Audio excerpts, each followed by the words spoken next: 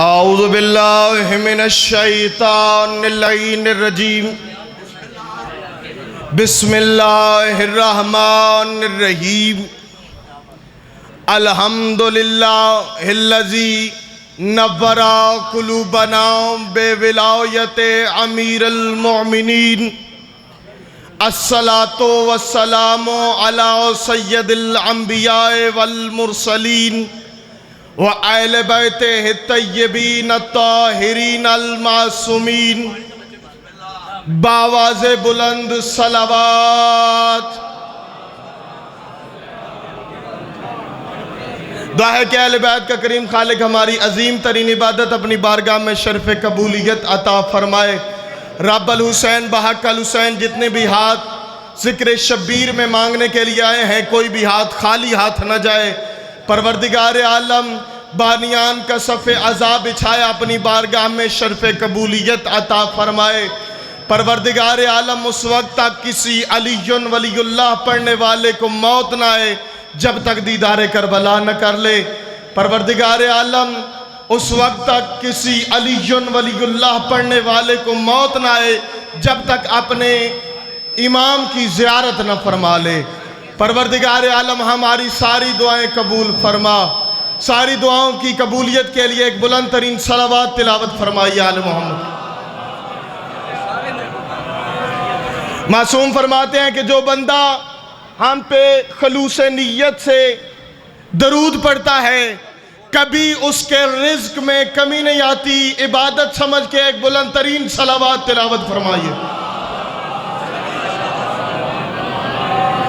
इजाजत है जी, मैं जिक्र पाक शुरू करूं। सैयद ज़ादा बिस्मिल्लाह।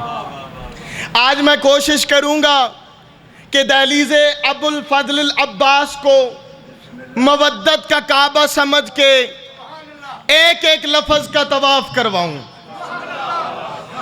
और किसी बशर में सैयद ज़ादा ये औकात, ये जुर्रत नहीं कि वो हो इंसान और बताए कि अब्बास किसे कहते हैं। किसी बशर में ये जुर्रत नहीं, क्योंकि जिसकी खिलकत में मशीयत ज़हरा छुपी हो,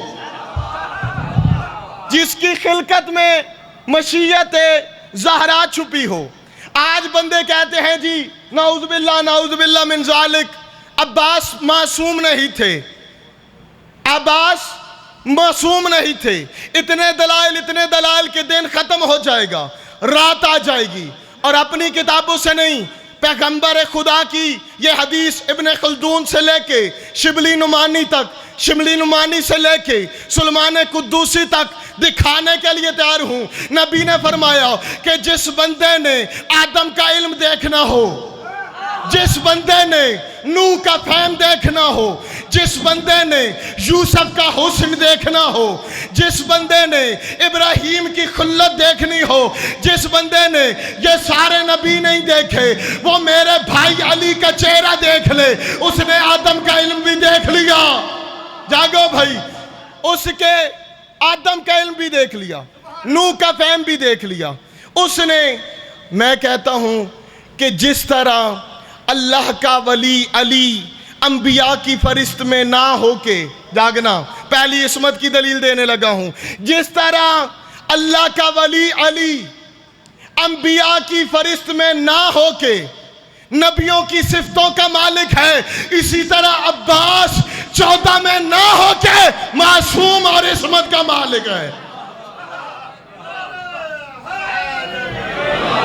सबसे पहली दलील, अब जागना, किबला इजाजत मांग के, मासूम का लिबास मासूम के सिवा कोई नहीं पहन सकता।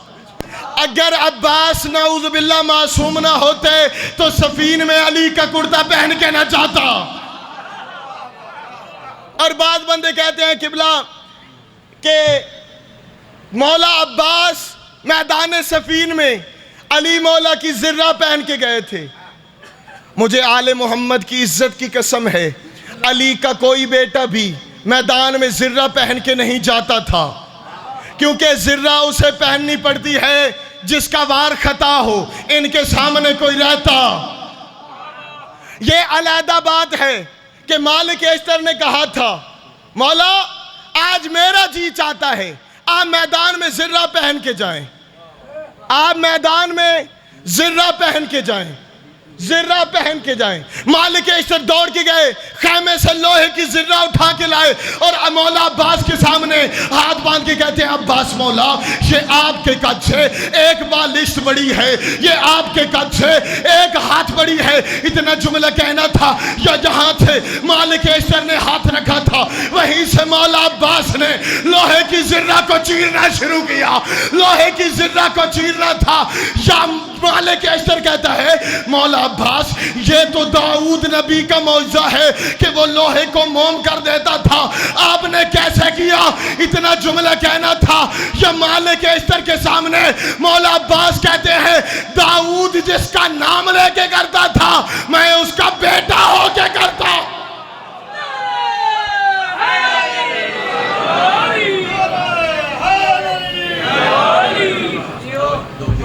जी, वो जिसका नाम लेके करता था। आखिरी दलील, मासूम को गुस्ल हमेशा मासूम देता है। अगर मौला अब्बास मासूम ना होते तो हसन के गुस्ल में शरीक ना होते। और अगली बात, तीसरी दलील कि मौला इमाम हसन ने जब वसीयत लिखवाई सैयदजादा, तो वसीयत में लिखवाया कि हुसैन अगर मेरे बाद फिदक मिले तो इसमें गाजी की औलाद का हिस्सा रखना, इसमें गाजी की औलाद का हिस्सा रखना। अब अगला जुमला पढ़ूंगा, रूह अर्श पे जाएंगी।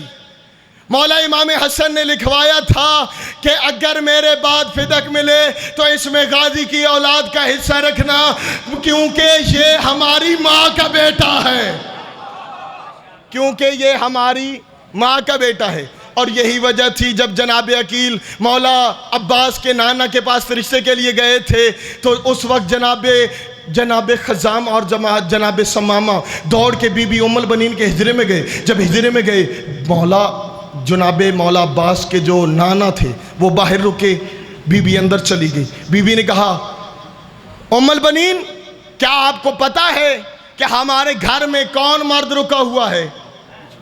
हमारे घर में अब अगली सत्तर है मौला अब्बास की वालदा की, और मुझे दाद नहीं देनी, मौला अब्बास की वालदा को दाद देनी है। जनाब उम्मुल बनीन ने कहा, अम्मा आप तो जानती हैं कि हमारे घर की खवातीन इस बात में दिलचस्पी नहीं लेती कि हमारे मेहमान खानों में हमारे मर्दों से कौन मर्द मिलने के लिए आया हुआ है। जनाब उम्मुल बनीन की वालदा कहती हैं, कोई आम फर्द नहीं, आम फर्द का नाम आना था। या बीबी उम्मुल बनीन कहती है, अम्मा तू आम मर्द की बात करती है, अम्मा 3 रातें लगातार हो गई है, कोई बीबी मेरे हिजरे में आती है, कोई बीबी मेरे हिजरे में आती है। अम्मा जो ही मेरे हिजरे में आती है मेरा हिजरा 14वीं की चांद की तरह चमकना शुरू हो जाता है। अम्मा जब ये पिछली रात आई वह बीबी मेरे खैमे में आई और अकेली नहीं आई थी, उसका एक पल्लू मरियम ने उठाया हुआ था, एक हव्वा ने उठाया हुआ था, एक आसिया ने उठाया हुआ था। अम्मा मैंने हाथ बांध के पूछा, बीबी आप कौन है, बीबी आप कौन है? उसने मेरे माथे की पेशानी की बोसा लिया और बोसा लेके कहा, ये मुबारक हो। बोसा लेके अपनी गोद से एक चांद उठा के मेरी गोद में रख के कहा, मुबारक हो मेरे बेटे की मां बन रही हो।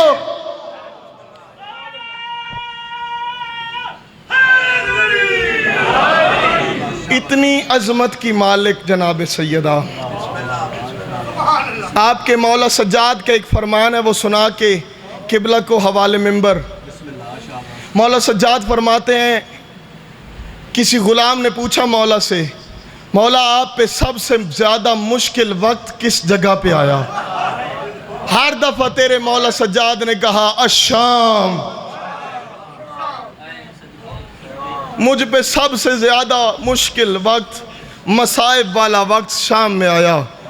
अज़ादारान मज़लूम करबला, मौला सज्जाद के ग़ुलाम है आमिर इब्न सईद, वो रवायत करता है कि मैं मौला ने जब उसे आज़ाद किया ना तो जाने लगा सैयदज़ादा।